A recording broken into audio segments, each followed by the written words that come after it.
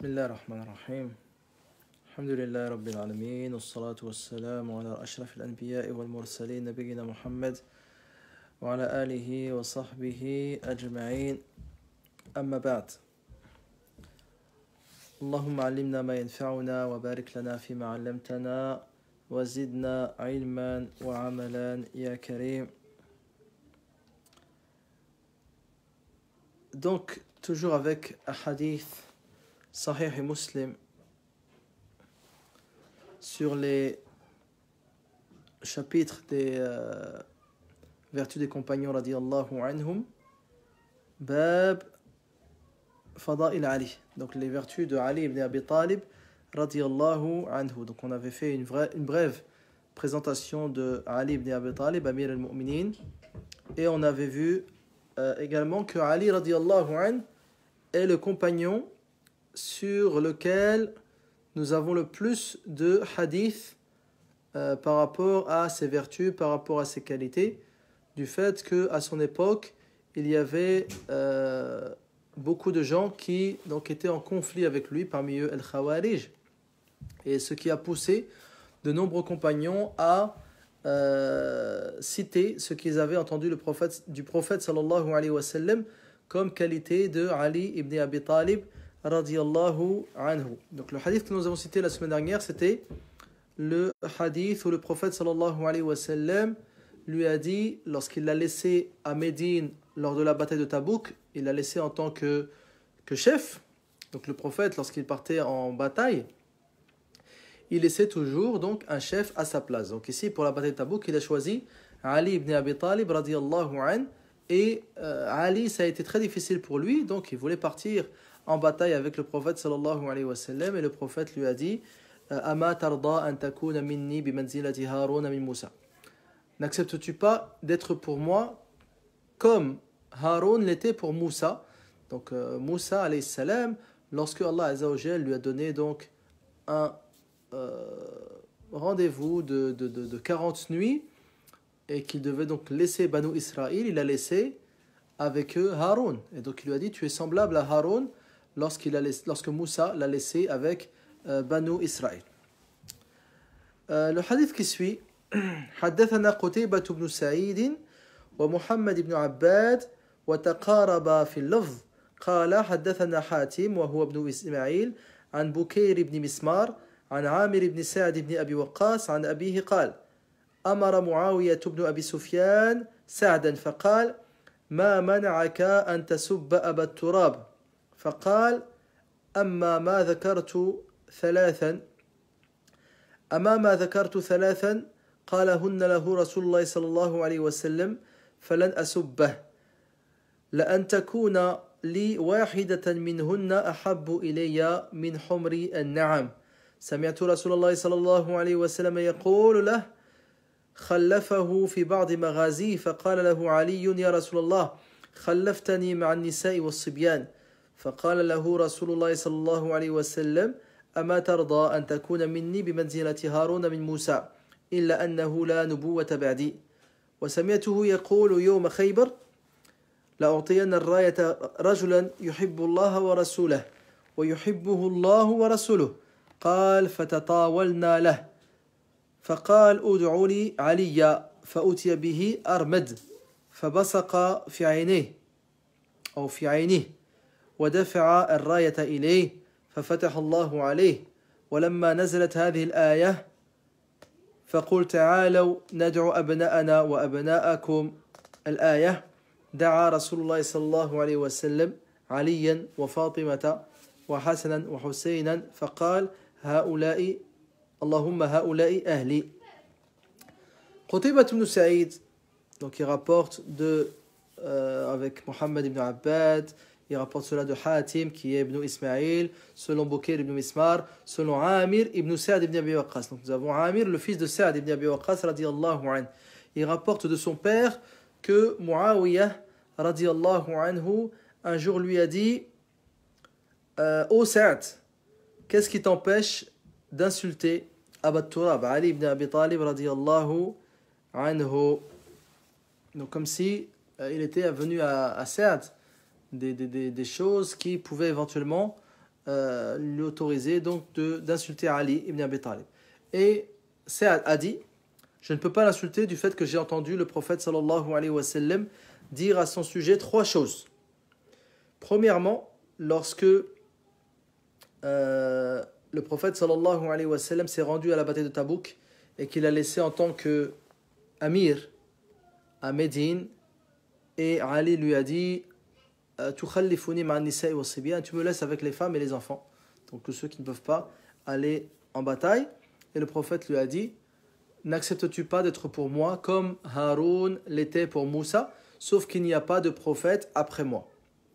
Donc ça ne veut pas dire que Ali est un prophète. Donc Haroun était un prophète, Moussa également. Ici, le prophète laisse Ali comme chef auprès des musulmans, comme Moussa avait laissé Haroun alayhima as-salam. Également, le jour de Khaybar, lors de la bataille de Khaybar, le prophète sallallahu alayhi wa sallam a dit, je vais donner demain l'étendard à un homme qui aime Allah et son messager. Et Allah et son messager l'aiment. Les compagnons ont dit, fatatawalna laha. On aurait tous espéré être cet homme, du fait que le prophète sallallahu alayhi wa sallam donc a vanté ses mérites. Et le prophète, le lendemain matin, a dit, appelez-moi Ali. Et on fit venir Ali qui était malade, il avait une conjonctivite dans les yeux. Le prophète sallallahu alayhi wa sallam a alors craché dans l'œil de Ali ibn Abi Talib et il a été guéri de sa conjonctivite et il lui a donné l'étendard. Fafataha Allahu alayhi. Allah Azza wa Jal leur a donné la victoire lors de la bataille de Khaybar. Et troisième chose, lorsque Allah Azza wa Jal a fait descendre فمن حاجك فيه من بعد ما جاءك من العلم فقل تعالوا ندعو أبناءنا وأبناءكم ونساءنا ونساءكم وأنفسنا وأنفسكم ثم نبتهل فنجعل لعنة الله على الكاذبين. Donc on va voir ce que l'on appelle ayat al-mubahala dans surat Ali Imran. Donc lorsque les chrétiens de Najran sont venus à Médine pour discuter avec le prophète sallallahu alayhi wa sallam, il y a eu ce que l'on appelle al-mubahala. Donc on va expliquer ce que c'est al-mubahala lorsqu'on va expliquer le hadith. Et donc Allah Azza wa Jal a demandé au prophète sallallahu alayhi wa sallam de ramener sa famille, abna'ana wa abna'akum wa nisa'ana wa nisa'akum, et il a appelé Ali, Fatima, Al-Hassan ou Al-Hussein. Il a dit Allahumma ha'ula'i ahli. Donc voilà qui sont ma famille. Donc ici dans ce hadith, nous avons premièrement Muawiyah ibn Abi Sufyan radiyallahu anhu qui dit à Sa'd ibn Abi Waqqas ma mana'aka an tasubba Aba Turab. Donc qu'est-ce qui t'empêche d'insulter Abu Turab, donc qui est la deuxième kunya de Ali. La première kunya est Abu al-Hassan et également Abu Turab, c'est le prophète sallallahu alayhi wa sallam qui l'a nommé ainsi lorsqu'un jour il l'a trouvé endormi à la mosquée, allongé par terre et recouvert de terre. Donc le vent avait fait que la terre recouvre Ali et il lui a dit Qum ya Aba Turab, Qum ya Aba Turab. Et Ali ibn Abi Talib aimait lorsque le prophète sallallahu alayhi wa sallam l'appelait ainsi. Donc Muawiyah radiyallahu anhu, il y avait une sorte de conflit entre lui et Ali ibn Abi Talib radiyallahu anhu. Donc il va y avoir la bataille de Siffin. Et également Muawiyah reprochait à Ali ibn Abi Talib radiyallahu anhu de ne pas être parti à la recherche de ceux qui avaient assassiné Uthman radiyallahu anhu. Donc Uthman et Ali étaient donc de la même famille. Donc il demandait à Ali de partir à la recherche de ceux qui avaient tué Ali, Uthman, afin de les ramener à Médine et de les punir. Et Ali ibn Abi Talib voulait plus stabiliser Médine avant de faire cela. Donc parmi les divergences qu'il y a eu entre les Sahaba radiyallahu anhum.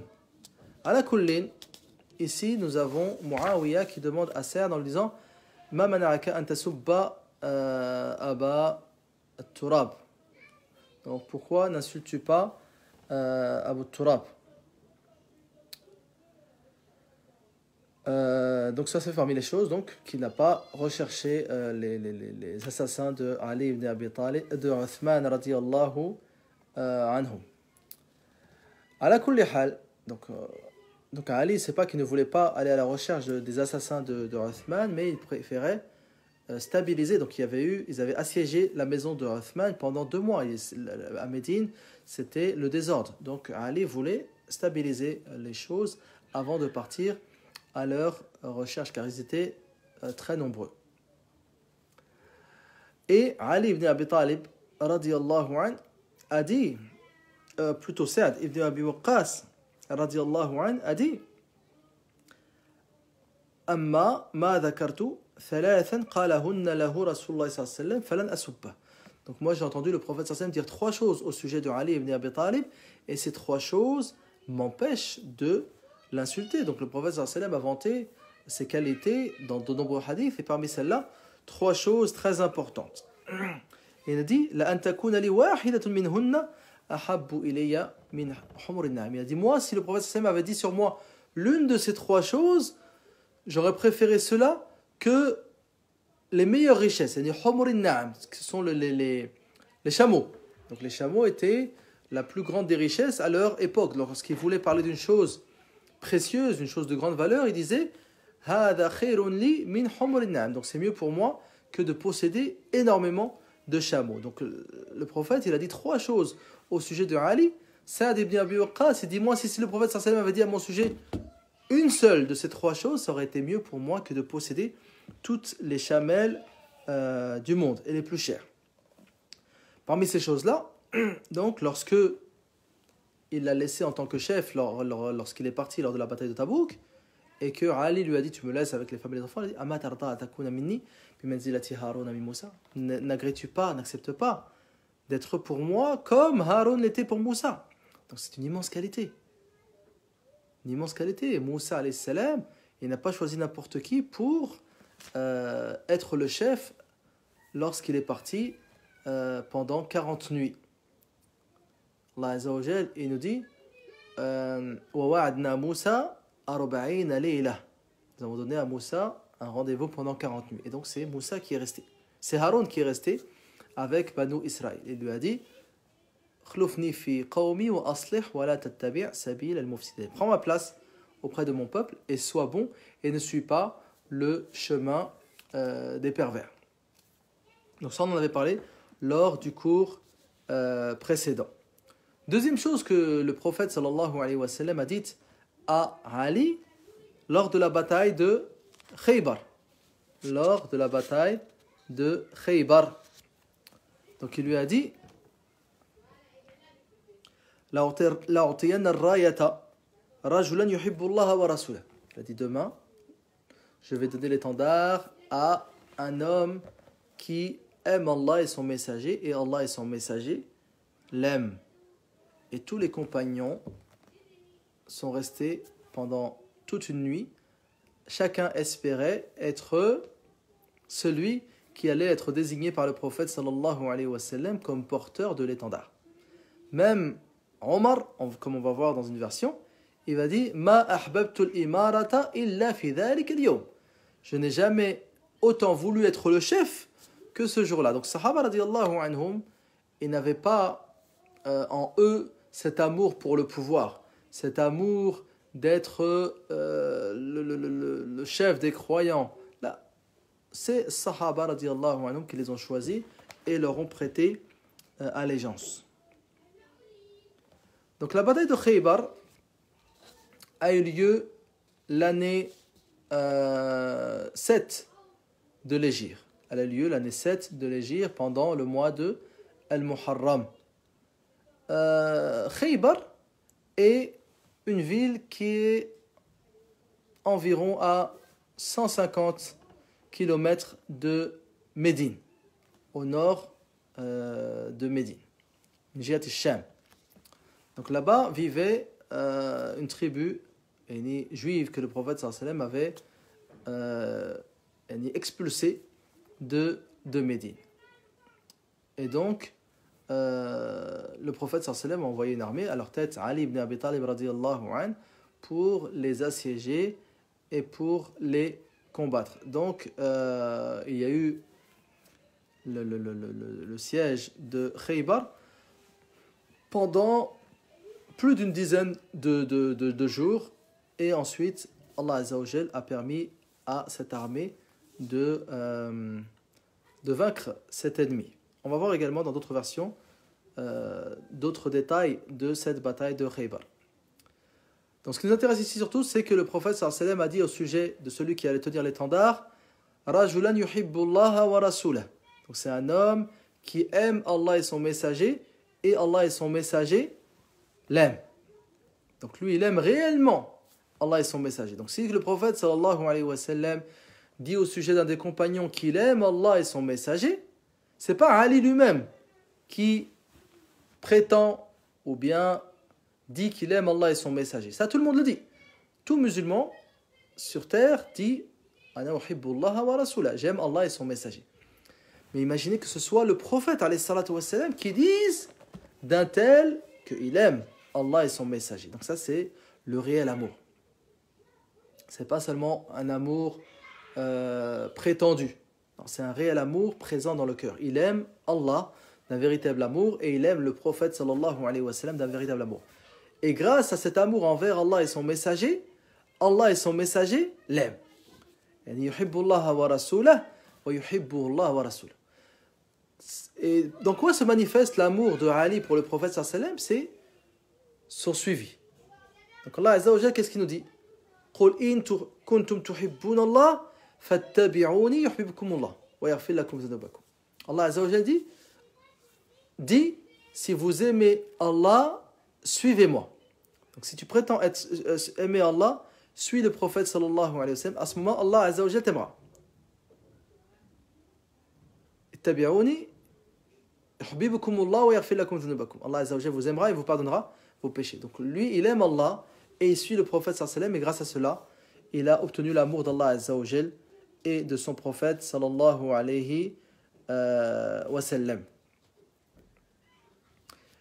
Donc également, donc Ali, il aime Allah et son messager. Et Allah et son messager l'aiment. Donc toute personne que Allah et son messager aiment, par témoignage du prophète sallallahu alayhi wa sallam, il est demandé à tous les croyants de l'aimer. C'est pour ça que le prophète sallallahu alayhi wa sallam, il nous dit, en parlant de Ali, La yuhibbuka, il parle à Ali, La yuhibbuka illa mu'min, wa la yubghiduka illa munafiq.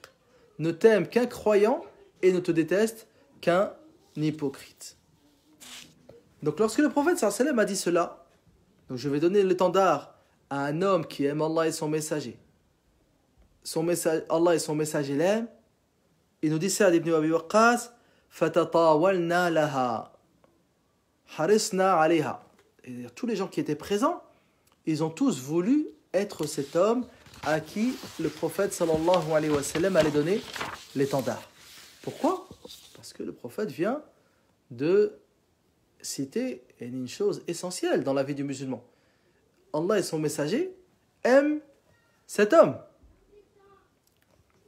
Donc on va voir dans les hadiths suivants la bataille de Khaybar, incha'Allah. La troisième chose qu'a cité le prophète sallallahu alayhi wa sallam au sujet de Ali ibn Abi Talib, c'est qu'il fait partie de sa famille. Donc Allah Azza wa Jal a fait descendre le verset de surat Al-Imran que l'on appelle Ayatul Mubahala. فمن حاجك فيه من بعد ما جاءك من العلم فقل تعالوا ندعو أبناءنا وأبناءكم ونساءنا ونساءكم وأنفسنا وأنفسكم ثم نبتهل فنجعل لعنة الله على الكاذبين. Donc on appelle ce verset Ayatul Mubahala. Donc nous avons l'année 9 de l'Hégire Wafd Najran, donc des chrétiens de Najran, du Yémen, qui viennent au prophète sallallahu alayhi wa sallam à Médine. Et donc parmi eux des prêtres, des savants, des chrétiens. Parmi eux, deux hommes qui s'appellent Al-Aqib wa Sayyid. Donc ils sont venus à Médine au prophète sallallahu alayhi wa sallam, et il y a eu donc une discussion au sujet de Isa, de sa mère, etc., etc. Et donc chacun se traitant de menteur. Donc les chrétiens disent que le prophète sallallahu alayhi wa sallam ment, et le prophète sallallahu alayhi wa sallam prétend donc posséder la vérité, et que les chrétiens de Najran mentent au sujet de Aïssa et de sa mère. Et Allah Azza wa Jalla fait descendre ce verset. Donc si vous voulez savoir qui a tort entre vous, entre les chrétiens et entre le prophète Mohammed sallallahu alayhi wa sallam, nous allons faire ce que l'on appelle al-mubahala.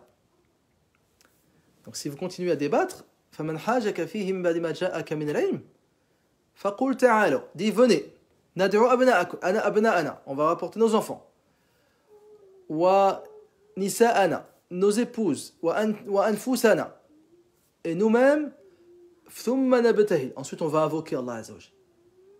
فَنَجْعَلْ لَعْنَةَ اللَّهِ عَلَى الْكَذِبِينَ, et on va demander que la malédiction d'Allah Azza wa Jalla tombe sur celui qui ment. Sur celui qui ment.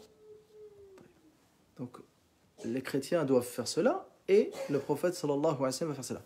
Le prophète, il a apporté Ali, Fatima, Al-Hassan et Al-Hussein en disant voilà ma famille. Et il est venu lui-même, alayhi salatu wa salam. Que les chrétiens ont pris peur. Les chrétiens ont pris peur et ils ont dit In kana nabiyyan haqqan lan nufliha abadan. Si c'est vraiment un prophète et qu'il invoque de cette manière, nous serons les grands perdants. Nous serons les grands perdants. Ils ont dit, ta'alo nu'tika ma sa'alta. On va te donner, ya Rasulallah, ce que tu désires. Ce que tu... Fab'ath ma'ana rajulan aminan. Envoie avec nous à Najran un homme digne de confiance. Et le prophète, il a envoyé Aba Ubayda ibn al-Jarrah. Il a dit Inna li kulli ummatin aminan wa aminu hadhihi al-ummati Abu Ubayda. Il a dit chaque communauté possède un digne de confiance, Amin. Et le digne de confiance de cette communauté est Abu Ubayda ibn al-Jarrah. Ala kullin. Donc ici nous avons 3 points importants par rapport à Ali. Donc il lui a dit Amma tarda an takuna minni bi manzilati Haruna min Musa. Et il lui a donné l'étendard en certifiant il aime Allah et son messager et Allah et son messager l'aiment, et également il a certifié qu'il faisait partie de sa famille. Donc lorsqu'il les a amenés pour al-Bula'ana, al-Mubahala, en ramenant Ali, Fatima, al-Hassan wa al-Hussein. L'imam Muslim rahimahullah dit ensuite حدثنا أبو بكر بن أبي شيبة قال حدثنا غندر عن شعبة وحدثنا محمد بن مثنى وابن بشار قال حدثنا محمد بن جعفر قال حدثنا شعبة عن سعد بن إبراهيم أنه قال سمعت إبراهيم بن سعد عن سعد عن النبي صلى الله عليه وسلم أنه قال لعلي أما ترضى أن تكون مني بمنزلة هارون من موسى. Donc ça c'est la même version. Le hadith qui suit حدثنا قتيبة بن سعيد قال حدثنا يعقوب يعني ابن عبد الرحمن القارئ عن سهيل عن أبيه عن أبي هريرة رضي الله عنه. Donc nous avons ici le hadith de Abu Huraira رضي الله عنه أن رسول الله صلى الله عليه وسلم قال يوم خيبر لأعطين هذه الراية رجلا يحب الله ورسوله يفتح الله على يديه.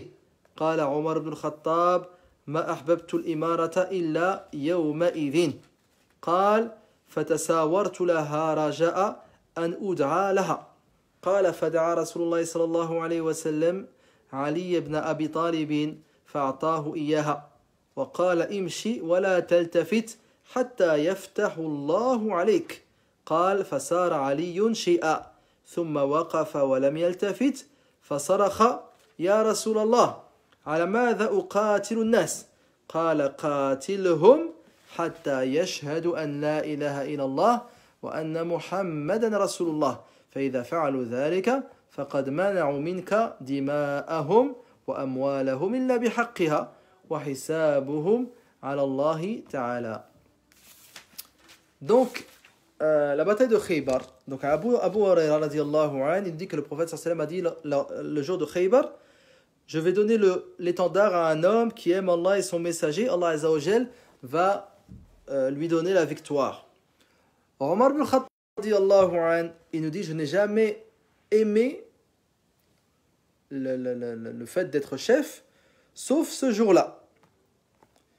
Et il a dit tasawartu laha. On va expliquer cela. Donc il espère que le lendemain le prophète sallallahu alayhi wa sallam l'appelle pour lui donner l'étendard. Sauf que le prophète sallallahu alayhi wa sallam a appelé Ali ibn Abi Talib radiyallahu anhu il lui a donné l'étendard et il lui a dit Imshi wa la taltafit. Pars en marchant et ne te retourne pas jusqu'à ce que Allah Azza wa Jalla te donne la victoire. Et Ali a avancé et il s'est arrêté et il ne s'est pas tourné. Donc, pour obéir au prophète sallam, même si le prophète sallam ne voulait pas forcément dire de ne pas se retourner. Et il lui a dit Ya Rasulallah, en criant pourquoi combattons-nous ces gens-là? Il lui a dit combat-les jusqu'à ce qu'ils attestent que nul ne mérite d'être adoré en dehors d'Allah et que Mohammed est son messager. S'ils font cela à ce moment-là, ils auront préservé leur vie et leur bien, illa bihaqqiha, donc sauf dans un autre droit. Et leur jugement appartient à Allah subhanahu wa ta'ala. Donc Omar ibn Khattab, comme on a dit, il nous dit je n'ai jamais aimé le pouvoir à part ce jour-là. Pourquoi? Parce que c'est pas la responsabilité qui est belle ici, d'avoir l'étendard, d'être le chef de la bataille de Khaybar. Là, ce qui est demandé, c'est d'avoir cette qualité qu'a cité le prophète sallallahu alayhi wa sallam, d'aimer Allah et son messager, et que Allah et son messager l'aiment. Et que Allah Azza wa Jalla également va donner la victoire à cet homme. Donc il a voulu, Omar, comme tous les autres compagnons présents, être celui qui allait être cité par le prophète sallallahu alayhi wa sallam. Donc le prophète sallallahu alayhi wa sallam dit à Ali, donc comme on a vu dans l'autre version, Ali vient et est malade, il a une conjonctivite, le prophète sallallahu alayhi wa sallam crache dans ses yeux et il est guéri automatiquement. Et il lui dit, Imshi wa la taltafit, pars en marchant sans te retourner. Et l'imam al-Nawawi rahimahullah il nous dit, la taltafit hada iltifat ala zahiri. وقيل يحتمل أن المراد لا تنصرف بعد لقاء عدوك حتى يفتح الله عليك. Donc certains ont dit que ne te tourne pas, c'est-à-dire sans te retourner derrière toi. C'est pour ça que Ali ne va pas se retourner. Et d'autres savants disent, ça veut dire en fait, ne fais pas demi-tour lorsque tu vas rencontrer ton ennemi. Et donc Ali, il a commencé à avancer avec son armée et il s'est arrêté et a dit Ya Rasulallah, pourquoi dois-je combattre ces gens-là? C'est quoi le but? Le prophète lui a dit, et dans une autre version, on doit les combattre jusqu'à ce qu'ils deviennent comme nous. Le prophète il lui a dit, tu les combats jusqu'à ce qu'ils attestent que nul ne mérite d'être adoré en dehors d'Allah et que Mohammed est son messager. Donc il doit les appeler à l'islam. Dans une autre version, on va voir donc tu dois les appeler à l'islam, les gens de Khaybar, et informer donc des obligations de l'islam. Et il nous dit donc tu ne dois pas arriver à combattre ces gens-là, tu dois les appeler à l'islam, car si Allah Azza wa Jalla guide grâce à toi une personne, c'est mieux pour toi que toutes les belles chamelles qui existent. Donc s'ils attestent que nul ne mérite d'être adoré en dehors d'Allah, ils disent Ashhadu an la ilaha illallah wa anna Muhammadan Rasulullah, ils auront alors, donc le prophète il envoie une armée, donc ils sont là pour combattre les juifs de Khaybar, donc vu qu'il y avait une trahison de ces gens-là. Et donc, la seule chose qui peut les sauver du combat contre Ali ibn Abi Talib, c'est Ash-Shahada, donc le fait d'embrasser l'islam. Donc, ce qui prouve que, donc même lorsque le prophète sallallahu alayhi wa sallam envoyait une armée pour combattre ceux qui étaient en conflit avec les musulmans, le but était de les amener à l'islam et de ne pas venir et de les combattre aussitôt.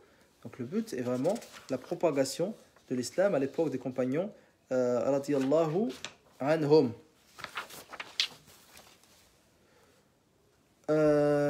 Également, donc ici nous avons des miracles du prophète sallallahu alayhi wa sallam dans ce hadith. Donc du fait que le prophète sallallahu alayhi wa sallam, il informe que Allah Azza wa Jalla va donner la victoire à celui qui porte l'étendard. Et c'est ce qui va se passer.